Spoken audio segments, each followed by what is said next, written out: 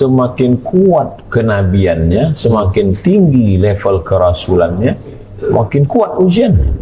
Lalu siapa kita yang bukan nabi, bukan rasul, bukan wali, lalu ngeluh, kok ujian saya begini, kok hidup saya mentok, kok begini. Seakan-akan kita makhluk pertama, seakan-akan belum pernah ada episode sebelumnya. Kita masa bodoh. Bukannya kita disuruh iqra, baca. Baca tentang nabi-nabi sebelumnya. Baca bagaimana sulitnya para ulama-ulama itu. Orang-orang soleh itu. Lalu kenapa kita jadi orang yang kagetan? Akulah si paling menderita, akulah si paling terzolimi. Padahal kalau lihat kelakuannya, dia juga zolim loh. Zolim sama dirinya, waktunya istirahat, dia tidak istirahat. Waktunya makan yang halal, Allah perintahkan makan yang halal, dia tidak makan yang halal. Allah suruh ibadah, dia tidak ibadah. Itu tadi tuh SMS tuh, udah miskin sombong. Bikin sombong lagi. Nah kalau kaya sombong mungkin agak pantas. Walaupun enggak. Ya walaupun nggak boleh juga. Tapi kalau miskin sombong ya, Allah benci kan sama orang kaya sombong. Tapi Allah lebih benci sama orang miskin yang sombong. Allah benci sama orang muda yang bermaksiat. Tapi Allah lebih benci anak muda, orang tua yang bermaksiat gitu.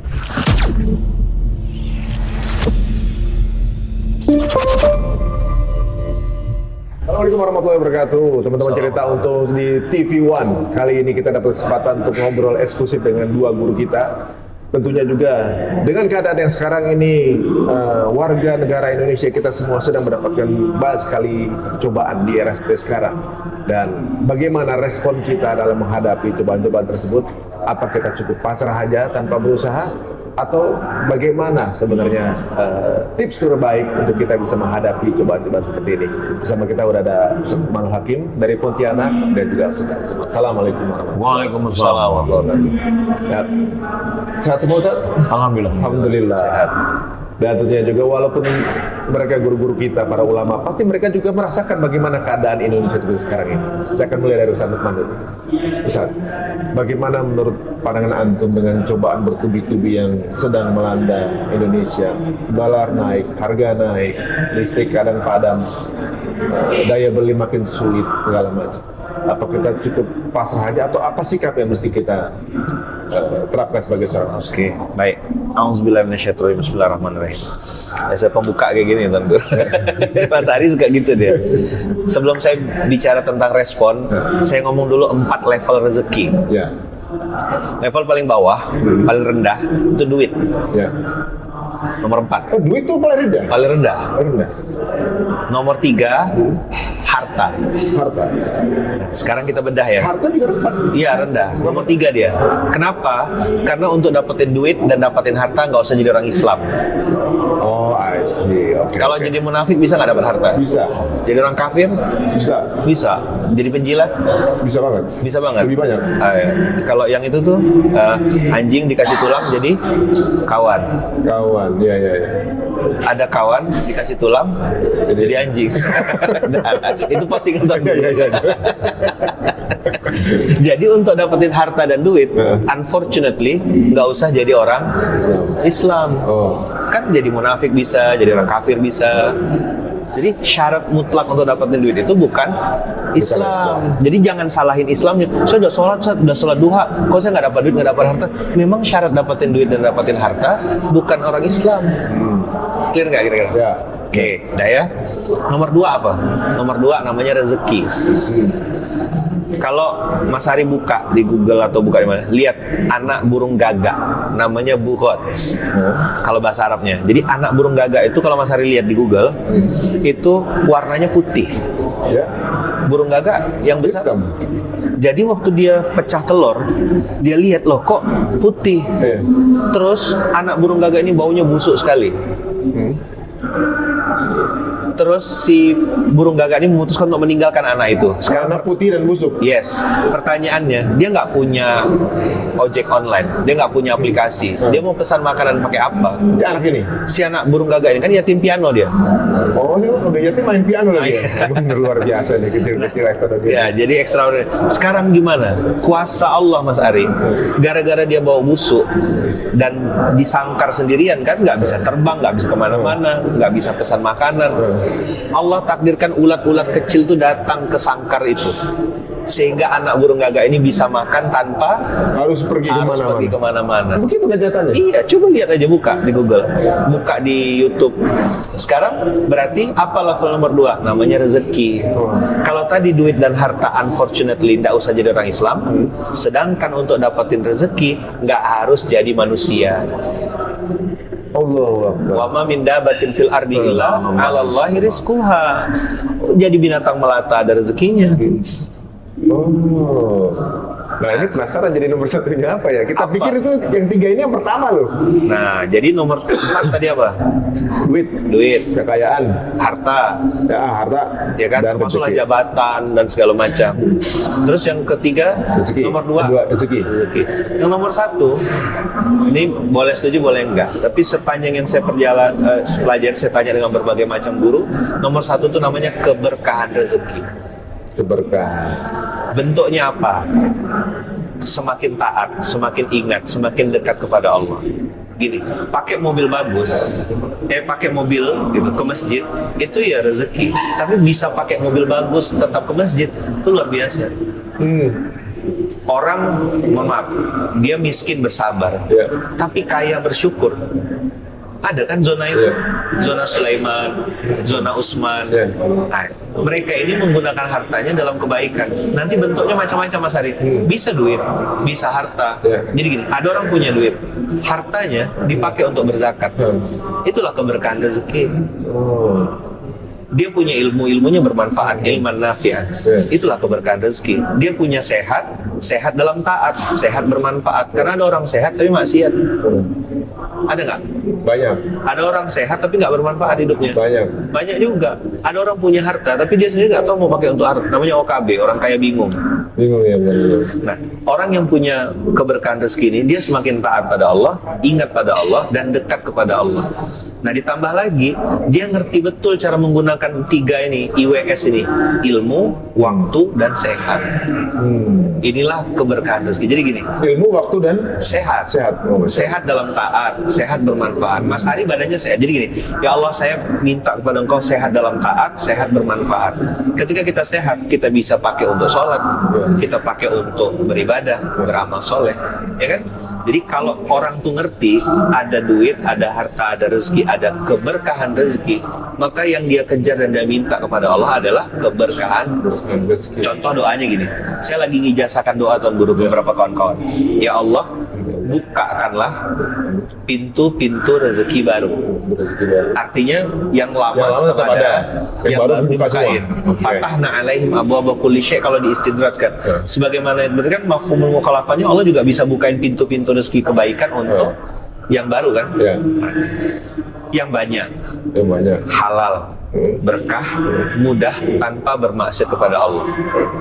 Allahumma, banget doanya. Nah itu kan Allahumma aghnina bihalalika an haramika.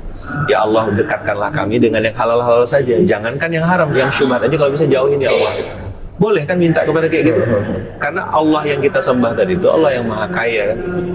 Nah hari ini orang kehilangan harapan. Oke, mungkin daya beli mungkin turun, kemudian bisnis mungkin ya tidak seramai dulu. Tapi yang nggak boleh hilang adalah sangka baik kepada Allah.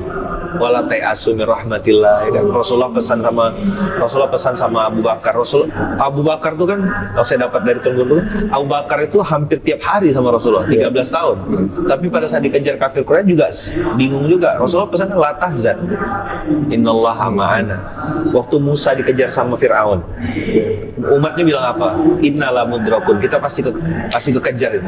Dengan pedenya Musa jawab, inna ma'iya rabbi sayahdini, Tuhanku bersamaku. Nah yang jadi pertanyaan nih, Allah bisa nggak nolong kita? Jawabannya bisa banget. Tapi pertanyaan selanjutnya, apa yang bisa kita lakukan supaya Allah nolong kita kan gitu? Bukan bisa atau nggak bisa, tapi Allah mau atau enggak gitu loh. Caranya untuk memancing biar maunya itu kan? Nah, nanti Tuan Guru yang jelaskan. Waduh, soalnya Bagi tugas. sengaja menggantung ya teman-teman. Tadi bikin penasaran. Cuma ungkapan Ustaz Umar tadi di awal itu benar-benar jelek juga ya, bahwa ternyata mindset kita yang harus dirubah. Bagaimana cara pandang rezeki. Seolah-olah yang kita dapatkan, kalau uang sedikit berarti kita ada rezeki dikit. Seolah-olah gitu kan seperti. Dan seolah-olah yang paling dikejar itu hanya uang. Walaupun uang kita butuhin sih. Iya, kan gini, Mas Ari lagi perlu duit nggak? Pasti perlu, nggak pernah nggak perlu. Sama, saya juga lagi perlu. Iya, Pak. Makanya saya nanya kan, perlu nggak gitu. Kan di Al-Fajr tuh kan, wa amal insanu idza mabtalahu rabbuhu fa akramahu wa na'amahu fa yaqulu rabbi akram. Kalau dia dapat rezeki lebih, dapat uang, dia bilang, Ustaz, Allah lagi baik banget ya sama saya, omset bagus. Wa amma idza mabtalahu fa qadara alaihi rizqahu, tapi ketika Allah kasih ujian dan Allah kurangin rezekinya, faqala rabbi ahadan, Tuhanku menghinakanku. Jadi dia menempatkan Allah sebagai vendor. Oh, I see. Allah itu harus sesuai dengan maunya saya. Pertanyaannya, siapa hamba, siapa majikan? Kan kita hamba. Iya. Harus ikut majikan atau kita yang ngatur-ngatur majikan? Nah, coba lihat kalimatnya kan, kalau Allah ngasih rezeki dia bilang Allah baik. Tapi ketika kurang rezekinya, Allah lagi nggak baik. Allah jahat, Allah menghinakan saya. Sedangkan ujian itu SOP kehidupan. Wala nabluwannakum bisyai' minal khauf, pasti kasih ketakutan, ju, kelaparan, naqsim minal amwal, kekurangan harta. Al-Baqarah 155 itu kan pasti diuji. Di Al-Baqarah 214 sampai Rasul bilang gini, hatta yaqular Rasul, sampai Rasul berkata, waladina amanu ma'ahu, dan orang-orang beriman bersamanya. Itu Rasul yang ngomong, mata nasrullah, kapan pertolongan Allah ini datang? Sekelas Rasul dan orang beriman bersamanya masih bisa ngomong kapan yang pertolongan. Itu kan artinya udah, aduh ya Allah gitu, ini kok nggak habis-habis gitu. Ada aja ujian kita nih, dan ujiannya ujian nasional gitu. Berarti kalau kita diuji, sebenarnya sekelas Rasul aja diuji, berarti kita nih kalau kita diuji, kita harus merefleksikan bahwa orang-orang saleh itu diuji semua, justru kita mestinya pede ya. Iya. Dan juga melihat bahwa mungkin kita belum memantaskan diri kali untuk dapat pertolongan itu. Nah, saya baru dapat POV kemarin Tuan Guru. Ada namanya diizinkan, ada namanya diinginkan. Misal gini, Mas Ari ini contoh aja gitu, punya teman yang mau datang ke rumah Mas Ari. Mas, saya mau mampir dong ke rumah Mas Ari. Oh iya, itu orang yang diizinkan untuk datang ke rumah Mas Ari. Harus pamitan dulu. Ya kan? Dia namanya diizinkan, dia datang. Tapi ada satu, Mas Ari, Ustadz Abdul Somad mau datang ke rumah antum. Apa responnya? Masya Allah, beneran Ustadz? Iya, beliau ngomong ke saya, Ustadz Abdul Somad mau datang ke rumah. Ya Allah, ini doa kami, doa istri, doa akala, pengen banget Ustadz. Jadi Ustadz Abdul Somad adalah tamu yang diinginkan. Cara antum nyambutnya beda nggak? Yang satu antum sekedar ya datang aja gitu. Tapi kalau yang kedua, memang ditunggu. nah Allah juga sama. Allah tuh mengizinkan Fir'aun jadi raja, Allah izinkan Namrud jadi raja. Tapi Allah nggak ingin sama dia dibantai kan sama Allah. Endingnya lihat semua. Jadi ada manusia-manusia yang diizinkan oleh Allah untuk memimpin lah, untuk jadi pejabat lah, untuk jadi apa, izinkan aja. Tapi apakah dia diinginkan Allah? Enggak, aku enggak pengen manusia kayak gini kata Allah. Aku pengen jadikan manusia-manusia ini biar jadi pelajarannya buat kalian. Kamu nggak kira-kira? Iya, nyambung. Diizinkan versus diinginkan. Pertanyaannya, dunia ini berjalan sesuai dengan yang diinginkan kita atau sesuai dengan yang diinginkan dia? Oh, memang point of view harus dirubah ya. Kita nggak bisa rubah orang lain. Yang bisa kita rubah kita dulu kan. Maka tadi saya mulai dengan 4 level rezeki. Kemudian ada yang tadi namanya diinginkan versus diizinkan. Nah, nanti seperti apa detailnya kita serahkan oleh. Sekarang bagaimana pendapat dari guru kita nih Ustaz Abdul Saya ngasih Somad, mukadimah aja. Apalagi kan waktu kita dolarnya 14.000 sama 18.000 kan Allahnya sama Ustaz. Iya. Ustaz senyum aja. Senyum kan ibadah. Iya. Dia sensitif banget kan. Iya, dia sensi. Sensi dia. Tanggapannya cuma senyum aja. Biasanya Kan saya nanti yang kena. nggak ada. Aman aja. Mana-mana. Senyumin aja. Senyumin aja. Bagaimana pendapat Antum? Ya, kalau kita mau belajar Islam itu jangan dicomot satu ayat, satu hadis, dilepaskan dari konteksnya. lihat bagaimana Nabi Muhammad SAW dan sahabat menyikapi keadaan di zamannya itu. Jadi kalau ada orang mengatakan sekarang, ya udah kita terima aja, kita serahkan sama Allah. Enggak hijrah itu Nabi sama sahabat. Ya. Dan Abu Jahal dengan Abu Lahab nggak marah, karena nerima aja dia kan. Iya. Makanya ketika lagi hangat-hangatnya sosialisme tahun 60-an 70-an, sampai ada yang menulis itu, orang sosialis itu mengatakan Nabi Muhammad itu karena dia melihat perlawanan proletarian terhadap borjuis. Nabi Muhammad itu kan didukung oleh orang-orang tertindas, Bilal, Miqdad bin Aswad, Abu Dzar al-Ghifari, orang-orang yang lemah untuk melawan para borjuis, Abu Jahal, Abu Lahab, Abu Sufyan sebelum masuk Islam. Nah, jadi Nabi Muhammad itu membuat suatu gerakan perlawanan terhadap orang-orang yang zalim, orang yang aniaya. Jadi kalau kita menina-bobokkan umat ini yang zalim mendapat pembenaran terhadap kezolimannya, dan yang dizolimi kita suruh ya udah sabar aja, itulah yang disebut oleh Karl Marx sebagai agama adalah opium, Candu. agama itu candu. Untuk kemudian Untuk menenangkan, menenangkan. Painkiller. Akhirnya yang borjuis merasa tenang dengan tokoh agama, dan yang proletarian juga ditenangkan, ya udah kalian sabar aja. Gak ada semangat juangnya. Akhirnya orang mengambil kesimpulan, oh ternyata agama ini gini ya, hanya menina-bobokkan orang untuk menunggu kematian pelan-pelan. Man ra'a minkum mungkaran, siapa di antara kamu melihat kemungkaran, falyughayyirhu, buat perubahan. Agent of change.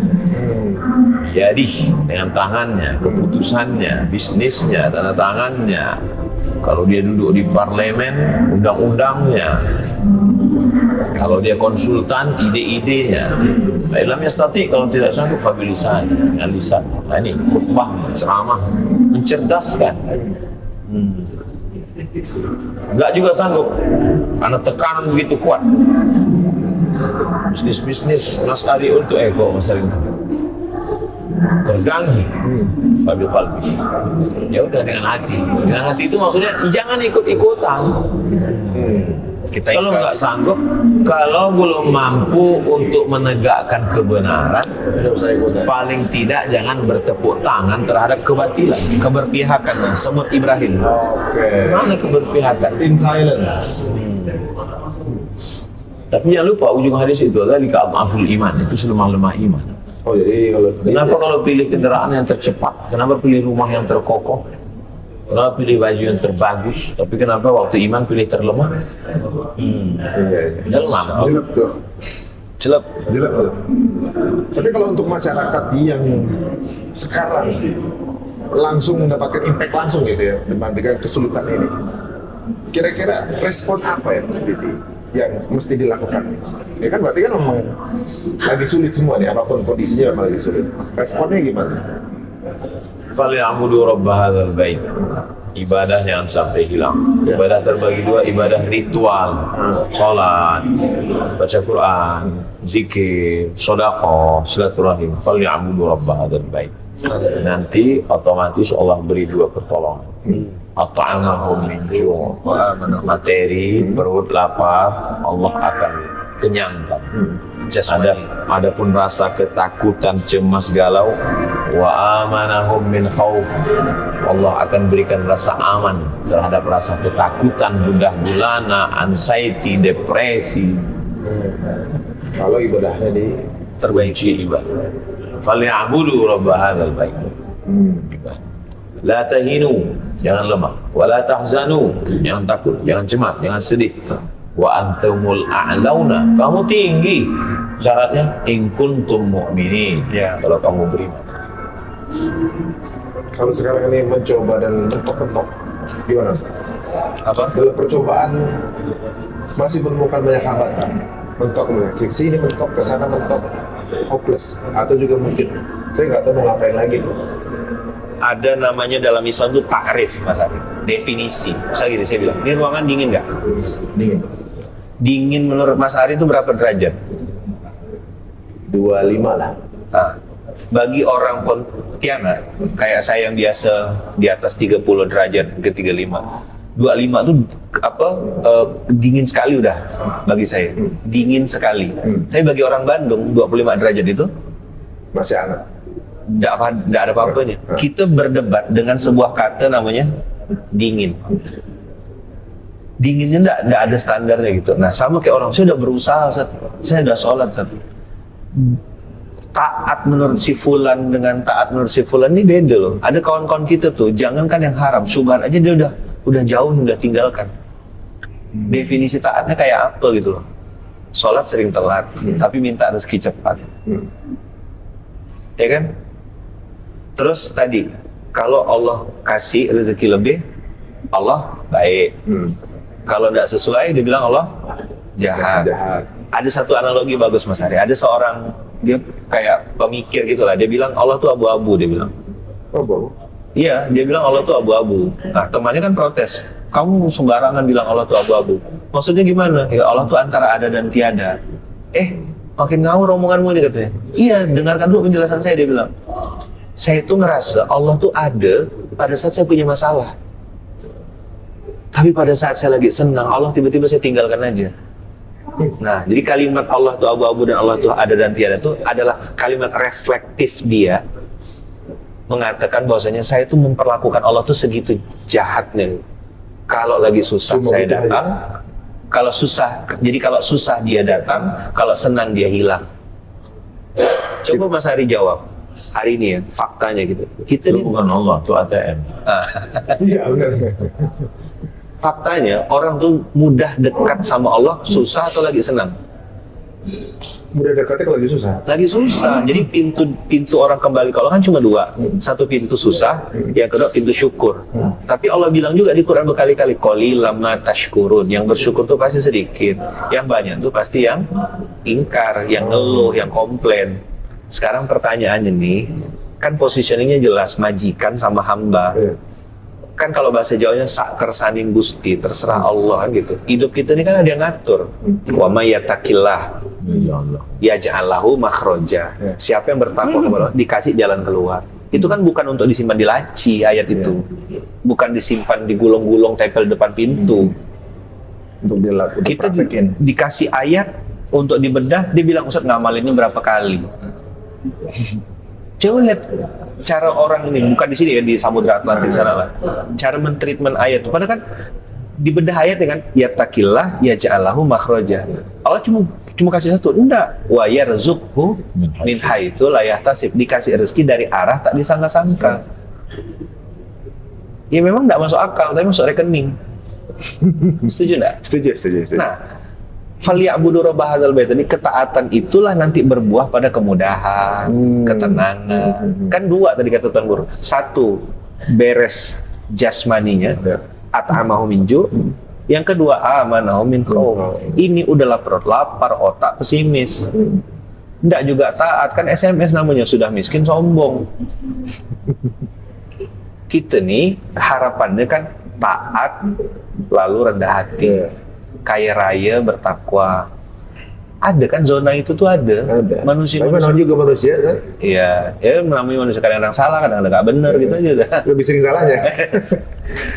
Ya sih Mas Andi, berhubung waktu yang terbatas ya, mungkin ada pesan terakhir dari antum berdua. Bagaimana untuk menguatkan dengan kondisi yang sekarang ini agar lebih teguh bahwa yakin ini nggak selamanya, ini akan berakhir dan ada momen di mana Allah akan berikan satu waktu break buat kita untuk momen kemenangan. Memang ada orang baik yang tidak diuji? Enggak ada.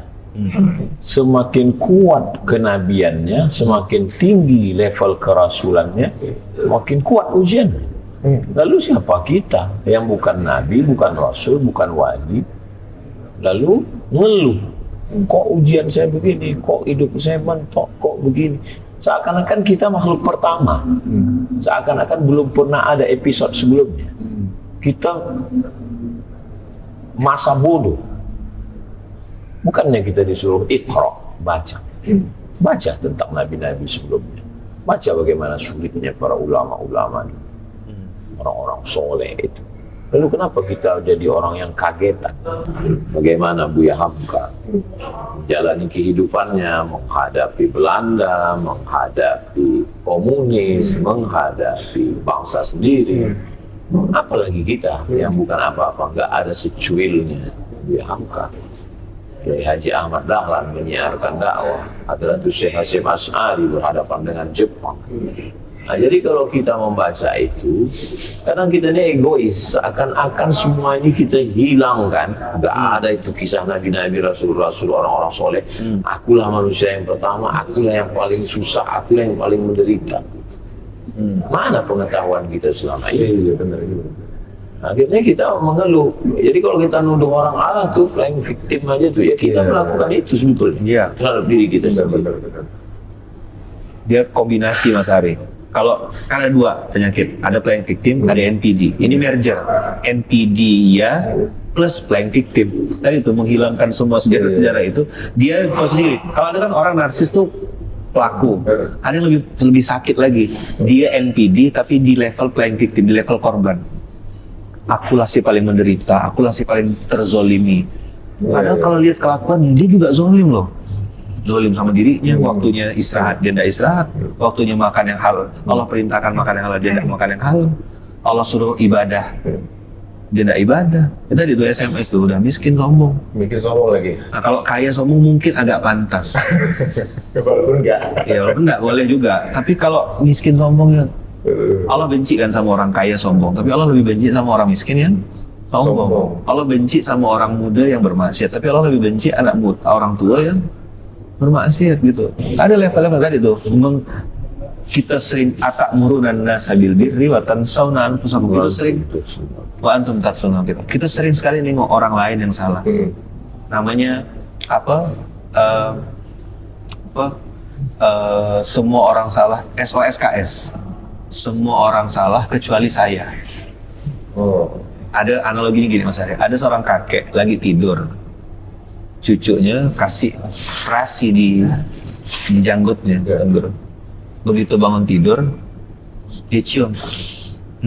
Kamar ini bau terasi. Terus dia pergi ke ruang tamu juga bau terasi. Dia pergi ke dapur, sini sumbernya bau terasi. Dia pergi ke ruang tamu, bau terasi lagi. Akhirnya dia teriak, dunia ini bau terasi. Padahal terasi itu di sini dia. Ya benar ya.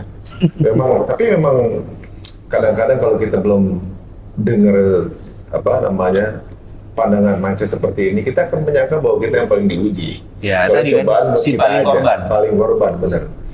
Dari urusan dengan apa yang didengar kita nasihat barusan ini juga membuka mindset kita ya. Secara pribadi angle kita jadi berubah bahwa mempelajari sejarah para nabi sebenarnya Allah ngasih tahu berarti ya. Ini yang masuk surga syaratnya ini loh, yaitu diuji. Jadi seolah-olah untuk masuk surga kalau ngisi formulir ujian berarti kan. Ya. Jadi kalau kita belum diuji belum tentu kita belum bisa masuk surga ya. Kan ini masih koma Mas Ari. Jangan sampai ini orang nonton terus nanti kepotong. Berarti kita pasrah aja enggak. Yang namanya kebatilan itu tidak akan pernah menang di muka bumi ini. Zahaqal haqqu Ja'al haqqu wa zahaqal batil. Kebatilan itu pasti kalah. Kebenaran itu pasti menang. Pertanyaan selanjutnya ini, apakah kita ini di posisi yang benar atau merasa benar? Nah, itu dia. Ya kan? Nggak ada ceritanya.